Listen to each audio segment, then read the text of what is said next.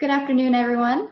For those of you that have just joined, my name is Renee House, and I'd like to welcome you all to the Oregon Open Learning Open Educational Resource Workshop.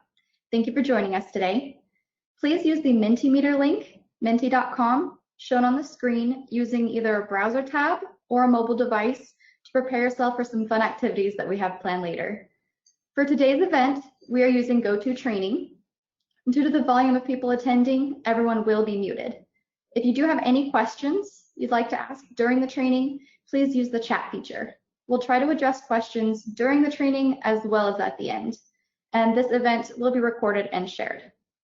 And now we'll hear from Jamie. Hello, my name is Jamie Romage, and we would like to open today with a land acknowledgement. Those of you who are unfamiliar, land acknowledgements are an expression of gratitude and appreciation to those whose territories we reside on. It's a way of honoring our Indigenous peoples who have been and currently living and working on the land since time immemorial. We would like to acknowledge the many tribes and bands who call Oregon their ancestral home.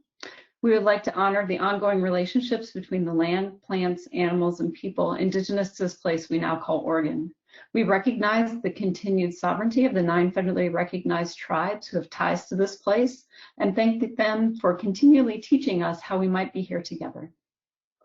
Thank you, and now I'll pass it over to Andy. Well, good afternoon again, everyone. We want to thank you for joining us and also for finishing out a rather unusual school year. So thank you for taking time out of the early part of your summer.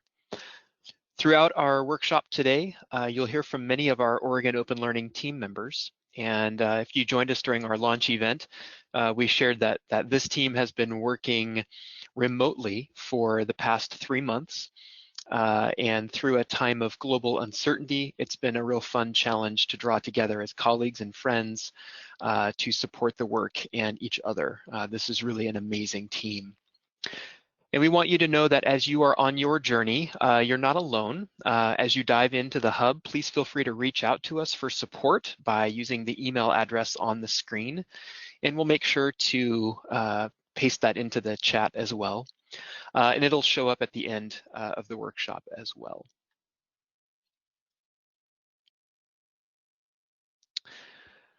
So one of the most amazing experiences of many of our careers in education has been navigating the response to emergency school closure this spring.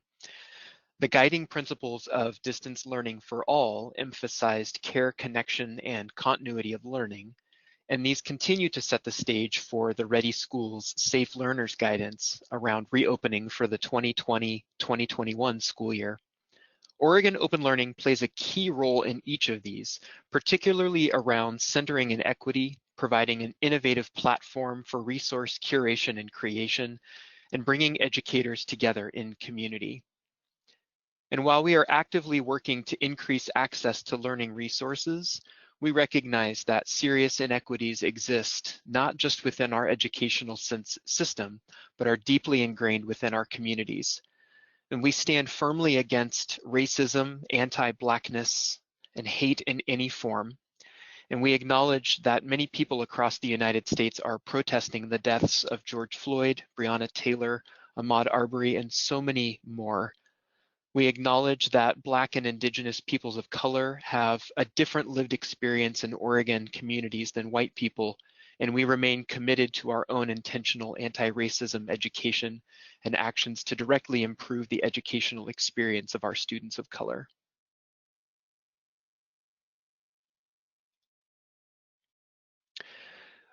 We have 4 intended learning outcomes today, and in our launch event, we did a high-level overview of Oregon Open Learning, where we described the why of the hub. We told the story of a resource and saw it bounce from community to community in the state, and we gave a quick tour. And today's intended outcomes are more focused on the how and the what of using Oregon Open Learning. Briefly, by the end of today, you should be able to explain the why and the what of the Oregon Open Learning Hub. You should be able to search for resources within OER Commons and within our Oregon Hub. You should be able to recognize open licensing and you should be able to add resources to a group using the different tools of OER Commons. And we'll have Susan now take us into Mentimeter. So we're going to get started this afternoon with a formative assessment activity to address our first learning objective, which is I can explain the why and the what of the Oregon Open Learning Hub. So there are just 4 questions to this first activity. And if you go to menti.com, either in a browser or you can also use your phone, and I can see if you are already in there. So you're going to use that code. And we'll as Renee said, we'll be using Mentimeter throughout the session today. So if you did attend our launch, or if you watched the recording of that, this activity will serve as a nice review for you. If not, if this is your first learning experience around the hub, no worries. You just take your best guess. And by the end, hopefully we'll all be on the same page with the basics of the what and the why. When you put in the code, I think it gives you a name, like it auto-populates a silly name, but you're welcome to type over that and put your real name, or you can just leave it as is. It's up to you. Each correct answer is worth 1,000 points. It's very exciting. We'll have a leaderboard going, and it looks like we don't have a lot of people on our call today, so it's going to be fierce competition between this small group. Okay, the first question, what is Oregon Open Learning? Got a few different options here. A digital resource repository, a space for educator collaboration, a movement to promote sharing free and open educational resources, just options 1 and 3, or all of the above. Just a few more seconds to get your answer in there. Okay, nice work, everybody. The correct answer there is all of the above. We started off with an easy question for you. So everybody up there gets 1,000 points for a right answer. Okay. Our next question, what does OER stand for? Oregon Education Resources, Open Education Resources, Open Education Repository, or Oregon Educators Rock?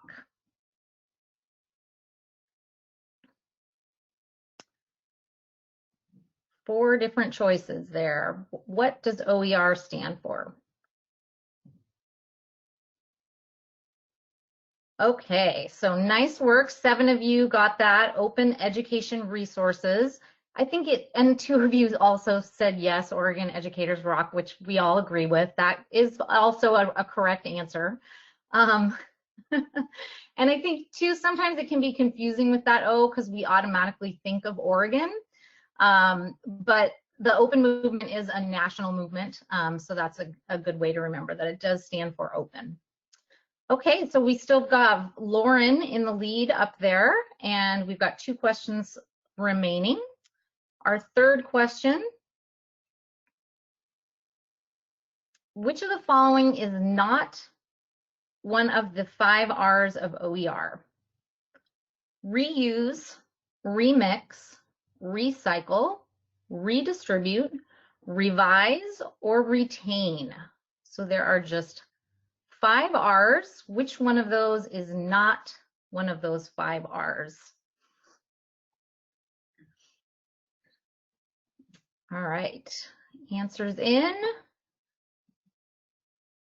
That is correct. Recycle is the one that is not one of the 5 R's. And in a few minutes, Tina is going to go into a little more detail about what each of those R's mean in the context of OER. All right, we'll see who is now in the lead. All right, we have 3 front runners, Krista, Kathleen, and Jenny. So this last question very exciting. Our last question is, what are the Oregon Open Learning touchstones? This is a tough one. The first choice is equity, engagement, and empowerment. The second choice is equity, empowerment, and efficacy. And the third choice is equity, engagement, and effectiveness.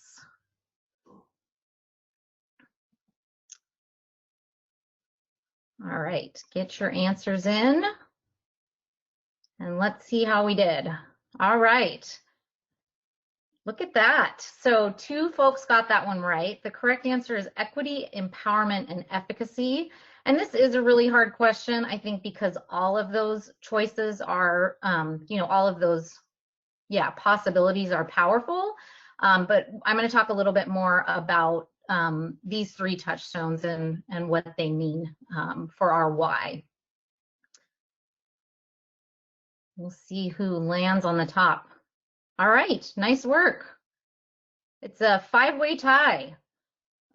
Very exciting stuff. No prizes, just good feelings all around, because now we all have a solid baseline.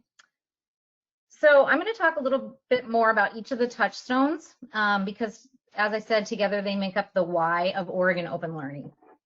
The first touchstone is equity. The COVID-19 pandemic has underscored the tremendous inequities in various levels of access to learning resources across Oregon and the nation. And while this event has created significant disequilibrium in our educational systems, we now have a responsibility and opportunity to rethink and rebuild our collective approach to instructional materials and educational resources. The Oregon Open Learning Hub and Open Education Resources enable a shift in the power structures that have historically driven the development of educational materials by broadening access to authorship and supporting the inclusion of historically marginalized voices. Our second touchstone is empowerment, because OER empowers educators to make changes to materials and improve upon them by adapting them to the local context, adding scaffolding to better support their students' needs, or even to add graphics or other creative works. Empowerment also means that educators are encouraged to share the revisions that they've made with other educators who can benefit from their work both locally and across the state. The third and final touchstone is efficacy, because an investment in OER is an investment in building the capacity of the people in our education community and in developing their sense of efficacy. When we support the creation of high-quality resources by and for Oregon educators, all students can benefit from the collective expertise of our dedicated educators who are learning from each other, working collaboratively, and sharing their best ideas. As a result, we elevate the teaching profession and improve our ability to meet the needs of all learners by providing access to resources that are relevant, up-to-date, and openly shareable. So now I'll pass it over to Tina, and she's going to tell us more about OER. Open Educational Resources, or OER, are teaching, learning, and research resources that reside in the public domain or that have been released under an intellectual property license that permits their free use and repurposing by others. Open educational resources include full courses, course materials, modules, textbooks, streaming videos, tests, software, and any other tools, materials, or techniques used to support access to knowledge. When working with OER, we want to keep in mind the 5 R's. The first is retain. This means you make and own copies of the original OER. Next is reuse, which means you can use the OER in a variety of ways. Then there's revise. This means you can adapt, modify, and even improve upon the original OER. There's remix, which means you can combine 2 or more resources. And finally, there's redistribute, which allows you to share your OER creation with others. The image you see on this slide tells the story of the process that a young student named Austin went through in creating a drawing of a butterfly. We can apply the same idea when thinking about how developing and curating OER invites educators not only to share resources, but also to revise and remix them as part of an ongoing iterative process. Thanks, Tina. We wanted to give a little background on open education as a movement. And as a way of doing that, we've got a quote on the screen here for you. In October of 2015, the US Department of Education co-hosted the first Open Education Summit, where the Go Open movement was launched. And this movement challenged school districts and states to transform teaching and learning, in part by replacing traditional and quickly out-of-date instructional materials with openly licensed educational resources. In 2016, Governor Brown announced that Oregon would join the growing list of Go Open states that are committed to this transition, increasing access to high-quality learning opportunities for all students and educators. Oregon Open Learning is the platform to help Oregon educators and students realize the benefits of open resources and live into our Go Open commitment. When Go Open was established, then Secretary of Education John B. King Jr. Said the following: "By requiring an open license, we will ensure that high-quality resources created through our public funds are shared with the public, thereby ensuring equal access for all teachers and students, regardless of their location or background." And as we use that as the backdrop for part of our vision with Oregon Open Learning, we would invite you to head back to your mobile device or browser where Mentimeter is. And we're going to ask you to enter the word that best captures your attention or summarizes this quote for you. And if you enter that word into Mentimeter, we'll see a word cloud form here in just a moment. So we'll leave the quote up to let you get your word, and then we'll pop back over to Mentimeter.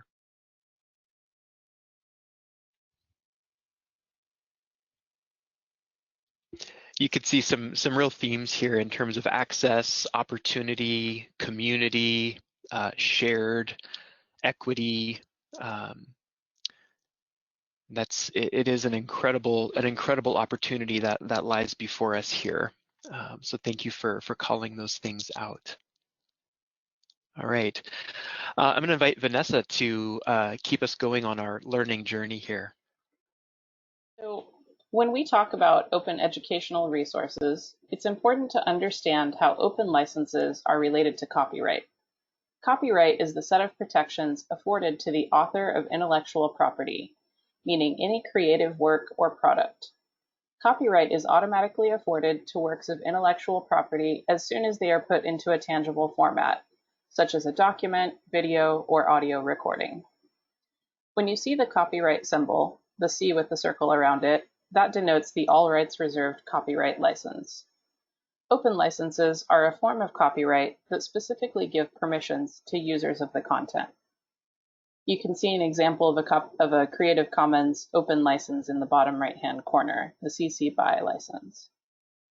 There are many free resources available on the internet, but many of them are still under all rights reserved copyright.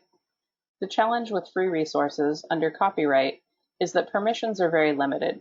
A free resource might only be available freely for a short period of time, or it might require a subscription to access all features or to download and use somewhere other than their website. One of the biggest limitations is that free resources do not give educators permission to adapt the content or to share the content with others. On the other hand, open resources are licensed in such a way that they explicitly state what permissions the user has. Jamie, do you want to share a little bit more about the Creative Commons licenses? Sure. Thank you, Vanessa. So the image that is demonstrated on the screen right now is the license that goes from the most open, which is on the top left, public domain in the green column, to the least open, which is on the bottom right, the copyright in the red. And we're going to link that license in the chat right now. I think Renee will do that for us. So as we go through and explore on our own in a little bit, you can come back to these licenses and the specificities around them. We're going to briefly go over them now, but you may want to go back and revisit them. The public domain refers to the creative materials that are not protected by intellectual property law, such as copyright, trademark, or patent. The public owns these works, and anyone who uses a public domain work without obtaining permission, no one can ever own it. On the other end of the licensing spectrum is copyright. As Vanessa stated earlier, this means all rights reserved, and copyright material is not appropriate for use on the OER Commons or on the Oregon Open Learning Hub. In between these two public domains and copyright are 6 Creative Commons licenses. These provide an easy way to manage the proper license that can be attached to developed materials or resources. Creative Commons allows developed resources to be shared and reused under the terms that are flexible and legally sound. These 6 Creative Commons licenses are also on a continuum of most open to least open. So we'll go ahead and go through those individually now. So in the first column on the left, above the color green, are the 2 most open licenses. These licenses allow resources to be openly shared, remixed, and used commercially. That's what the circular icons are represented in the green section. They represent copying, remixing, and for commercial use. The license attribution CC BY and the attribution share-alike CC BY SA allow others to use, remix, adapt, and build upon the work, even commercially, as long as the credit is given to the original author for the original creation. This is the most accommodating of the license offered and is the recommended license for maximum dissemination and use. The difference between these two is the SA attachment, which is share-alike, and that's the added expectation that any resource being moved forward has that exact same license. In the middle column above the light green are 2 licenses that allow open sharing and remixing of resources, but cannot be used commercially. The icon in the light green did not include the $ because the NC means non-commercial. The attribution non-commercial, CC-BY NC, and the attribution non-commercial share-alike, that's the CC-BY NC SA. There's always a lot of acronyms in education, so these are fun. The license allows others to remix, adapt, and build upon work non-commercially, although their new works must also acknowledge the original author and be non-commercial. They don't have the license that their derivative work under the same terms. The only difference between these two is, again, that share-alike expectation that the resources are shared with that exact same license. On the right-hand column above the yellow are the least open Creative Commons licenses and can only be shared as is. So the attribution no derivative, CC BY ND, and the attribution non-commercial non-derivative, CC BY NC ND, license allows others to use the resource. However, they cannot be changed or adapted in any way, and the credit must be provided of the original author. The difference between these 2 licenses is one can be used commercially and the other one is for non-commercial use. It's really important to identify which of these licenses you are applying to the materials you've created and which of these licenses have been applied to the materials that you intend to add to the Oregon Open Learning groups. Remember that copyright materials means that all rights are reserved, and these are not appropriate for the OER Commons platform. For me, learning about the Creative Commons license was where I needed to spend a little bit of time exploring the different resources that I was familiar with to gain an understanding of how each of those resources are licensed. So we're going to go through an example of where you might find some of those licenses. Many of us are aware and utilize amazing resources that have already been developed by someone else, and we may want to place it in the Oregon Open Learning Hub in a particular group and give a credit appropriately. So before we add the resource to the Oregon Open Learning Hub, we need to identify how the original material is licensed. So the first step would be to look at the document and scan for a Creative Commons license. Often there will not be any indicators in the actual body of the document towards the top or the middle. So then the next place you would go to look is scroll to the bottom of the page. Often this is where you would determine if there was a Creative Commons license attached to it or if it had a copyright. And if it's still not clearly identified, like the example on the screen, the other option would be to click into the terms of use or user agreements. These usually give a little bit more clarification on how that resource could be used. And after all of that, if it's still not clear, quite often we sometimes use the Contact Us link and reach out via email. This actually can serve as a dual purpose. One, you get direct confirmation from the author if it's appropriate to be added to the Oregon Open Learning Hub. And two, it also provides an awareness to the author that we're seeking open license materials. We're continually trying to change the culture of open sharing and leveraging great resources. And sometimes authors aren't aware of the Creative Commons licensing. So now we're going to take a minute and go with Vanessa on a virtual tour to kind of get the landscape of the Oregon Open Learning Hub. Yeah, so the Oregon Open Learning Hub is situated within OER Commons. OER Commons is a digital public library hosting over 50,000 resources. The site hosts content for many states' open initiatives, as well as open textbooks for colleges and universities. Here on the homepage of OER Commons, you can use the search functions to search the entire OER Commons. To find the Oregon Open Learning Hub, you would use the Hubs menu in the top of the site, and then click See All Hubs. The hubs here are listed in alphabetical order, so you can just scroll down to Oregon Open Learning. You can also visit the hub directly with the URL oercommons.org/hubs/Oregon. And here we are on the Oregon Open Learning Hub. You can use the search bar here to search just within Oregon's hub. You can also use the menus at the top of the page to jump to a specific section of the site. If you scroll down the site, you'll see our About section, which gives a little more information about the site. We have a curricular resources section, a distance learning section, and then a groups section. And I'll pass this back to Jamie to describe the difference between collections and groups on the hub. Great, thank you, Vanessa. I just want to recap briefly the difference between the functions of a group and a collection. So in the Oregon Open Learning Hub on the slide, you'll notice that groups are indicated by a circular button and collections are indicated by a rectangular button. I know we went over this in our kickoff webinar, but this is just a little bit of a recap. So the groups are a working space where people are actively collaborating to curate, remix, and adapt resources. And once that resource is ready to be broadly shared, it moves to a collection where the instructional content is deemed of the highest possible quality, tagged with an appropriate standard, and becomes searchable within the Oregon Open Learning Hub. Today, we're just going to focus on how to add resources to a group using the tools that are available to us. And Tina and Andy will be walking us through that next adventure. There are three primary ways to add resources to Oregon Open Learning. We'll name them here and then go into a bit more detail in the next few slides. The first way to add a resource to Oregon Open Learning is by saving an existing OER Commons resource to an Oregon Open Learning group.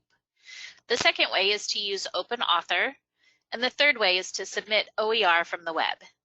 Andy's going to tell us a little more about saving a resource. Perfect, thanks Tina. So we're going to give you all a chance to practice here in just a few minutes, and the easiest way to add a resource is to locate an OER somewhere on OER Commons and save it to a group on the Oregon Open Learning Hub. So for example, you may have searched through one of the collections in the curricular resources section that Vanessa just showed in the tour. And maybe you found a resource that you'd like to save in one of Oregon's groups. So the image on the screen shows a reading resource from Read Write Think, which is an OER provider that we may want to save in the Oregon English Language Arts and Literacy group on our hub. When you find this resource, simply click on the Save button and select the group in which you want to save it. Do note, though, that before you can do this, you have to join the group. And when you go to a group for the first time, you'll see a big green button that says join this group. And that's all it takes. There's no approval process. Anyone can join. And the other thing you should do is explore a little bit to make sure that that resource doesn't already exist within that group. So you may need to look through some of the subfolders that are created there, or search for the title. Once you've saved the resource, it will be visible to everyone who accesses the group in Oregon Open Learning. That includes the description, the alignment to standards, and all of the other metadata, and that's it. Curating resources in this way is easy, but you'll likely want to create your own resources from time to time. And Tina's going to show us a couple ways to do that in OER Commons. There are considerations one should take before deciding which approach is best for adding content to the Oregon Open Learning Hub. As Andy mentioned, for example, saving a resource would be most efficient for bringing an existing OER Commons resource into Oregon's hub. Open Author would be best suited for remixing and customizing resources. Users are able to import directly from Google Drive, take advantage of the check accessibility feature, as well as include instructor notes that are not student-facing while creating content that is. You can create resources for a specific group or task, making the curation of resources convenient and easy. There's a way to tag your resources with metadata that will allow it to be easily searchable by others. Metadata tags consist of things like grade level, subject or content area, and state standards alignment, just to name a few. Submit from web would be a good way to include a resource that is contained to a particular page or set of pages that are easily navigable for the user. Or another example would be the Oregon Open Learning User Guide, which is a living Google document. As we learn new things about how the hub works, or as we get feedback from user guide users, we want to be able to modify the content on the user guide. By submitting this resource from the web, it allows us to make changes on the Google Doc, which are then updated in real time. Those changes are reflected both on the original document as well as on the resource that was submitted from the web to the Oregon Open Learning Hub. Now, Susan will set us up for our next steps. So we've given you a lot of information at this point, and now we want to give you an opportunity to put all of that knowledge to use by adding a resource to a group on the hub. So Tina and Andy went over the 3 different ways to add a resource. You can start with any one of those. If you're not quite ready to jump in and you feel like you need a quick tutorial, Renee is going to put some links in the chat. And you can review some of the learning resources that we have in our professional learning group. You're welcome to explore the professional learning group as well, but the 3 links that Renee is going to put in the chat are specific to these to adding resources to a group. So one of them is a video on curating resources in a group. One of them is a video about how to use Open Author, and then there's a short article on Open Author as well. And then you can also, if you want to hang out here, if you have some questions, we're also available for support and troubleshooting. You can head out, you feel free to mute while you're exploring and focusing on that. And then we're going to give you about 12 minutes. We will have a timer going so you can watch that, and we'll also just let you know when we're coming back, both verbally and in the chat.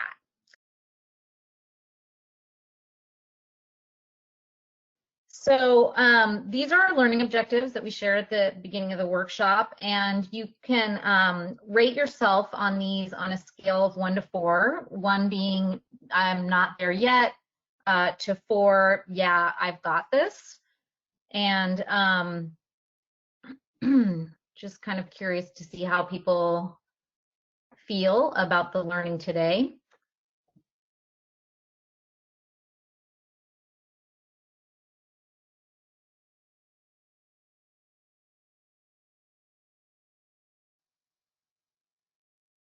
So our results today are a little bit different than yesterday, but a couple of common themes.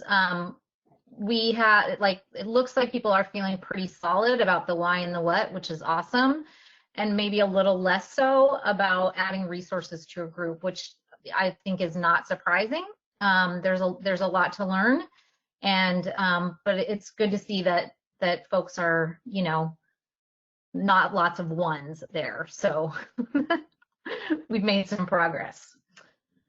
Okay, so we're going to put out one final question, and that is, what is your next action step with Oregon Open Learning? What are you thinking that you will do next?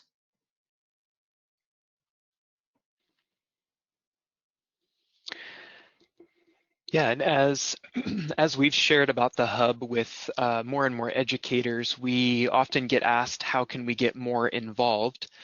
So we wanted to share a couple of action steps in addition to the ones that are on the screen here. First, share the hub with your professional learning team and colleagues. Even sending them the follow-up email that you'll be getting from us would be a great next action step.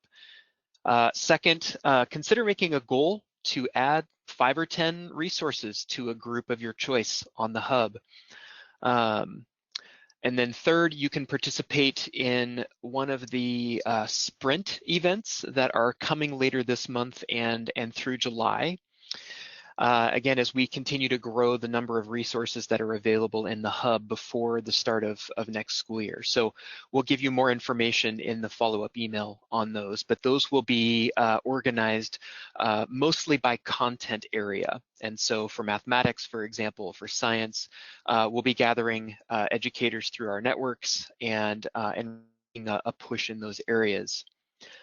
Finally, as you continue to explore and add to the hub, I want to remind you again that the email address there will put you in touch with us. We also have drop-in office hours on Tuesdays and Thursdays through June. So a couple more of those, including tomorrow. Those happen from 2 o'clock to 3 o'clock p.m. And I will put a link to that in the chat for you. And that link will work for all of the office hour times, and certainly no expectation that you stay for the whole hour. Maybe your question is a quick one and you can pop in and out, but we just want you to know that that's available. And just thank you again. We really appreciate your time today and joining us. We appreciate your energy around open education and Oregon Open Learning. And as you continue to help spread the word, know that this is a huge, this platform will be a huge tool heading into next school year. So we hope to see you at one of the upcoming sprints later in June and July. So take care, everyone. Thank you.